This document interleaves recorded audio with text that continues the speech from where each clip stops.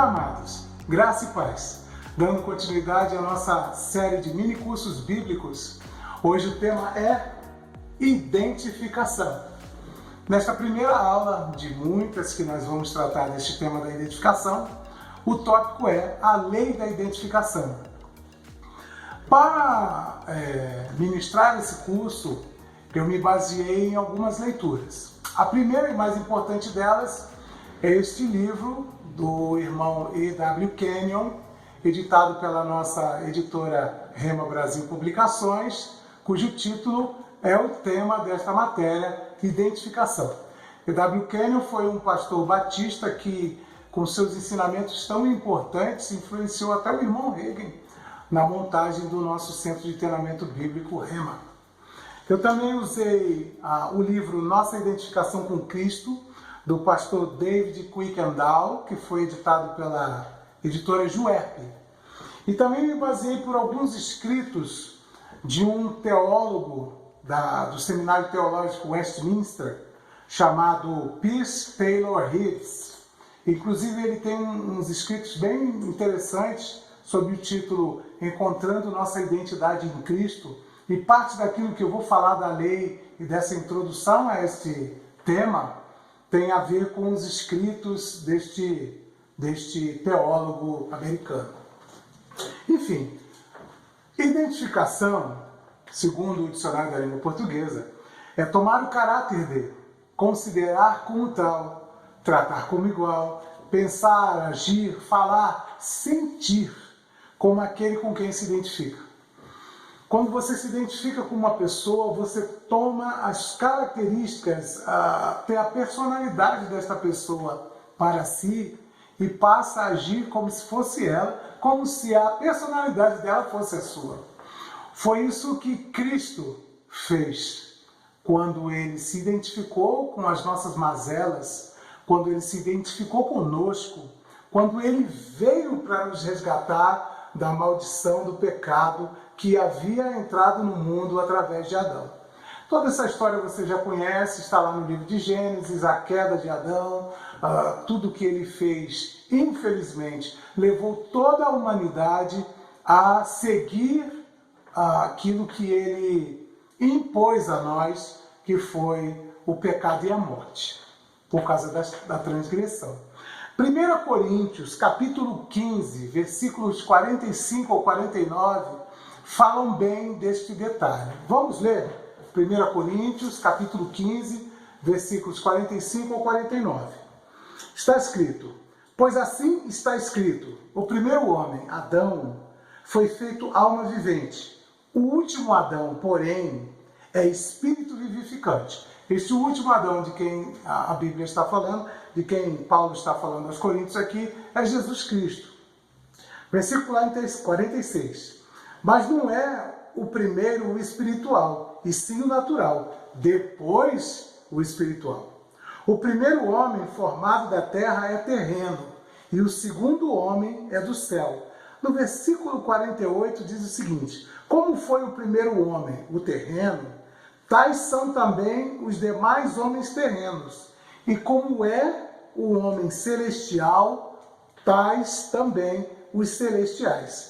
Versículo 49 encerra essa ideia dizendo o seguinte: e assim como trouxemos a imagem do que é terreno, devemos trazer também a imagem do celestial.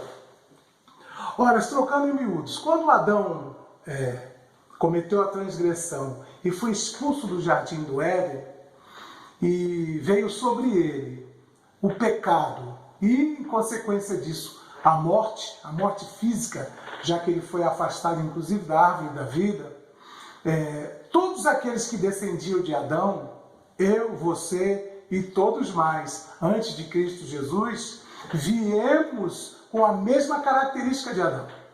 Ora, por que será que eu e você temos 10 dedos na mão, 2 olhos, 2 orelhas e uma boca? Reflita um pouco sobre isso. Quando Deus formou o homem, quando Deus formou Adão, foi assim que ele designou que os homens seriam, desta mesma forma. E tudo que era característico a Adão e Eva, no caso, né? Homem e mulher foram criados, nós herdamos dele. Então tudo aquilo que vem da realidade de Adão veio sobre nós, veio sobre a humanidade. E uma vez que o pecado e a morte entraram no mundo, o Senhor, mais uma vez o Senhor, intercede por nós enviando seu Filho unigênito. Se você estuda a Bíblia, você sabe que antes de morrer, Jesus Cristo é o unigênito. E depois de morrer e ressuscitar, ele passa a ser o primogênito de muitos. Antes de morrer, ele era o único. Depois que morreu e ressuscitou, somos muitos, e ele é o primeiro desses muitos. Na redenção que ele veio fazer, redenção na verdade significa o resgate do pecado e a desobrigação do pagamento desse pecado, já que Jesus se colocou no nosso lugar para pagar o nosso pecado. É escrito de dívida que nós tínhamos com Satanás por Adão, foi Jesus que pagou. Como é que isso funciona, irmão Jorge? Vocês talvez vão se identificar com esse exemplo que eu vou dar. Há muitas pessoas que às vezes transgridem as leis de trânsito e aí vai contando pontos na sua carteira, e você sabe que, segundo a lei brasileira, com 20 pontos na carteira de transgressão, de multa, você perde o direito de dirigir por um tempo. E algumas dessas pessoas recorrem a amigos e recorrem a terceiros para que essas pessoas tomem o seu lugar como motorista naquela transgressão.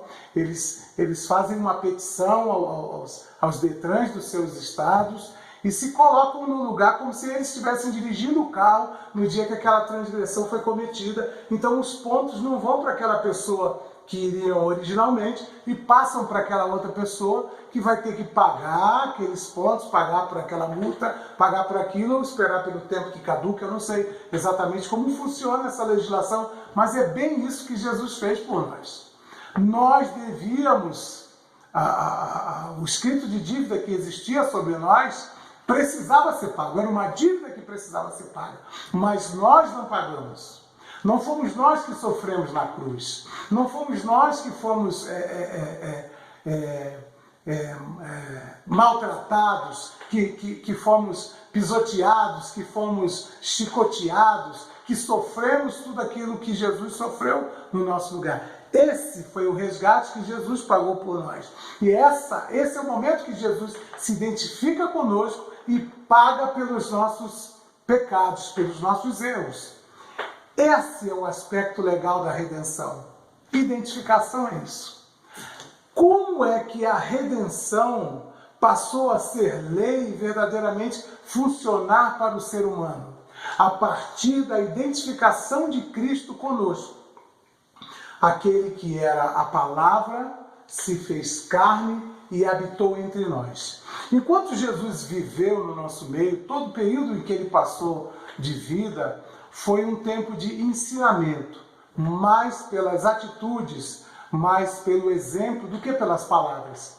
Jesus foi um exemplo clássico, foi um exemplo real de que podemos viver esta vida sem pecado, de que podemos viver essa vida em santidade, de que podemos viver essa vida segundo a vontade do Pai, fazendo a vontade do Pai, baseado sobre a palavra, tendo atitudes de pessoas baseadas na palavra. Ora, nos escritos de Pierce Taylor Hicks, ele tem uma parte que ele fala sobre a essência preceder a existência. O que é a essência? É o que nós somos. O que é a existência? É o que nós vivemos, é o que nós passamos. Segundo o mundo, segundo esse mundo contemporâneo nosso, as pessoas são produto do meio. As pessoas são aquilo que elas fazem. As atitudes que as pessoas têm, os seus pensamentos, os seus sentimentos, segundo o mundo, este é o que denota quem é esta pessoa. E a Bíblia é completamente contrária a isso. A Bíblia diz que aquilo que somos verdadeiramente é o que determina o que nós fazemos. As atitudes que nós tomamos Nós tomamos segundo a essência do nosso ser, segundo a verdade que nós temos dentro de nós, segundo quem nós somos verdadeiramente. Portanto, quando dissemos, morremos com Cristo, mas com Ele fomos sepultados, mas também fomos ressuscitados, e nós damos o exemplo quando nós vamos ao batismo, que nós descemos as águas e aquele gesto é o do homem morrendo, do velho homem morrendo, e quando ele emerge das águas é um novo homem ressurgindo para uma nova vida, uma vida sem pecado. Eu quero explicar uma coisa. Quando Jesus morreu, ele aniquilou o pecado. Mas, irmão Jorge, como é que isso acontece? Como é que uma pessoa deixa de ser pecadora? Pare e pense um pouquinho. Vou te dar uns segundos para meditar. Como é que verdadeiramente uma pessoa deixa de ser pecadora? Completamente. Quando morre. Quando morre, os pecados se vão. É isso que aconteceu conosco na identificação com Cristo. Quando nós morremos com Cristo, todo o pecado que havia em nós, que havia na humanidade, Jesus não morreu somente por mim, por vocês que estão me ouvindo, me assistindo nesse momento. Jesus morreu por toda a humanidade, por aqueles que nasceram antes dele vir, e por aqueles que nasceram na época que ele veio, e por aqueles que ainda vão nascer até que ele volte. Foram por todos esses, a humanidade inteira foi por quem Jesus morreu. E se nos identificamos na morte de Jesus, se dissermos que morremos com Cristo, morremos para o pecado já não existe mais para nós. Tanto é que não existe mais o domínio do pecado no corpo do homem. Hoje nós não vivemos segundo o pecado, porque o pecado já não habita mais na nossa carne, não habita mais no nosso corpo. O pecado foi aniquilado por Cristo. O que acontece é que as pessoas não têm ainda tomado posse dessa bênção. Elas são pessoas que estão mortas para o pecado.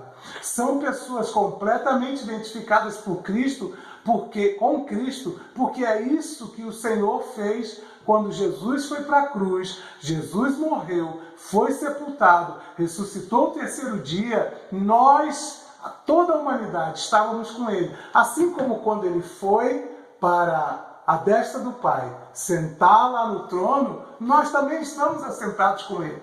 A realidade do que Jesus ele conquistou quando ele se igualou a nós. Ele se igualou a nós em pecado para que nós pudéssemos ter uma vida como a vida que ele tem hoje. Jesus se fez fraco para que nós nos tornássemos fortes. Jesus se fez doente para que a cura, para que a saúde divina passasse a ser a nossa realidade. Jesus se fez pobre para que nós nos tornássemos ricos. Jesus se igualou à pequenez do ser humano, à pequenez do homem, para que todos nós pudéssemos ser feitos grandes e justiça assim como ele é, e termos direito ao acesso direto ao Pai. É sobre tudo isso que esse tema desse curso vai tratar. Cada uma das aulas vai tratar sobre um aspecto desta identificação de Cristo conosco e de nós com Cristo. O fato de morrermos com Cristo, de termos sido sepultados com Cristo, de termos ressuscitado com Cristo, de sermos vivificados com Cristo.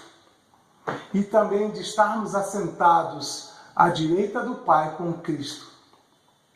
Ora, E.W. Kenyon termina a primeira parte desse livro que trata da lei, dizendo coisas bem interessantes. Ele diz assim: ele se tornou como éramos, para que nós nos tornemos como ele é. Morreu para nos fazer viver. Foi feito pecado para nos tornar justos. Tornou-se fraco para nos fazer fortes. Sofreu vergonha para nos dar glória. Foi ao inferno para nos levar para o céu. Foi condenado para nos justificar. Foi feito doente para que a cura pudesse ser nossa. Jesus foi banido da presença de Deus para nos tornar bem-vindos ali. Portanto, é no fato da identificação que temos uma das mais ricas fases da redenção. Eu espero que você tenha sido abençoado por essas breves palavras, porque é a introdução de um longo curso que será dado por alguns dias, de várias semanas, por vários outros professores, e cada um vai tratar de um tópico.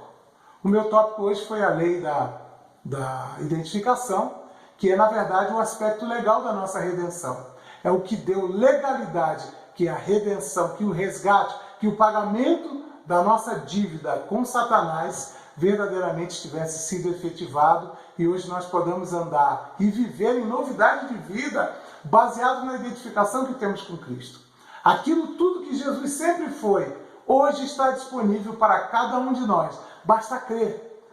Ora, o escritor de Hebreus 11:1 diz que a fé é o firme fundamento das coisas que se esperam e de tudo aquilo que não se consegue ver. Ora, se você espera, talvez você, assim como eu, talvez não, com certeza, você, assim como eu, não viu Jesus andar aqui sobre a terra, você não viu Jesus ser martirizado, você não viu Jesus ser morto na cruz, você também não viu Jesus ser ressuscitado ao terceiro dia, você também não estava com os discípulos naquela casa com janelas e portas fechadas, quando Jesus entrou e nenhuma janela nem nenhuma porta foi aberta para isso, e ele comeu com eles, você não estava lá com eles, onde Atos capítulo 1, versículo 8 diz que ele, antes de ser assunto aos céus, disse que eles receberiam poder e seriam testemunhas dele em Jerusalém, Judéia, Samaria e até os confins da terra. Você não estava lá, nem eu, mas nós cremos que a palavra de Deus que diz isso, está na Bíblia Sagrada, é a verdade. E nós esperamos que aquilo que nós não vimos verdadeiramente aconteça conosco. Então tome posse dessa bênção. Tome posse dessa realidade. Tome posse dessa verdade. Você morreu para o pecado.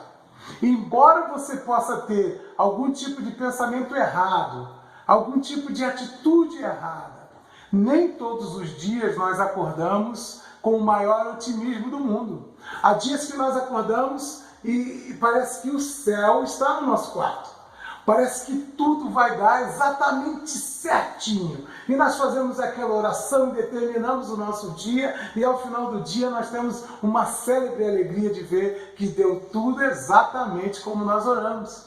Mas às vezes a gente acorda e a gente tem a fé que aquele vai ser um dia maravilhoso, mas talvez a gente não acorde com esse otimismo todo, ou com essa realidade latente de alegria brotando dos seus lábios. E é aí que está, temos que rir até na hora da tristeza. Mas isso pode acontecer com cada um dos seres humanos.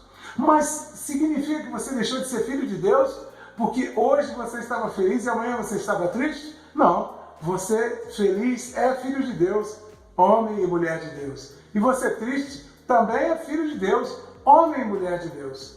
Ora, se aquele irmão que saiu da sua igreja e mudou de ministério e foi para uma outra igreja, só porque ele saiu da sua igreja, ele não deixou de ser seu irmão nem de ser filho de Deus. Ele continua sendo filho de Deus, porque as suas atitudes não determinam aquilo que ele é.